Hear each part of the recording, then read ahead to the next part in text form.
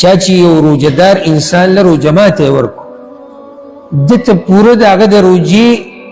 اجر میلاو شو او هغه ته د خپل روجې اجر میلاو شو د هغه د اجر نه پکې کمی رانغی د هغه اجر هغه ته پوره میلاو شو هغه امر اجر دته میلاو شو لکه دی چې دوه روجې نیولي وسوچ وکړه چې ته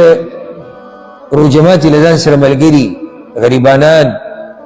دا ملګري کې یو روجه ستا شوه او بیا چې ته څومره کسان راوړي دا نصیحت ولې خاص مسافرو ته نور دا خو عام نصیحت دی که په ملک بارزي کې کله داسې چې یو نیم انډیوال سره پیسې نه وي د انډیوالۍ پیسې ورسره نه وي غریب سره کرایي نه وي مسافري ګران کار دی کله کاري کله نه وي نو ته داسې په خواوشا ملګرو باندې په خواوشا ګاونډیانو باندې نظر اچوه او د خپل طرف نه ورته دا وایي چې وروره ته بېغمه شه د میاشت کې دا خرچه په ما شو څومره خرچه به راځي نو دې سړي مثال کې 10 روجې ونیو تعالی الله 10 روجو اچوي په لږ څه باندې موږ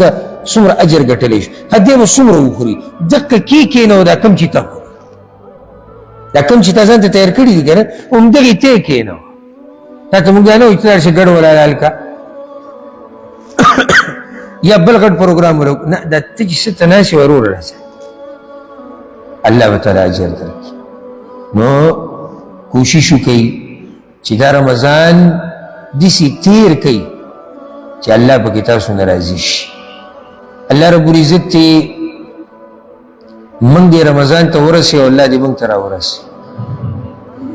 او الله دې پکې موږ له توفیق راکړي چې جنت پکې وګټو او الله رب العزت دې موږ له توفیق راکړي چې په دې رمضان کې هر قسمه عبادت وکړو الله رب العزت دې په دې رمضان کې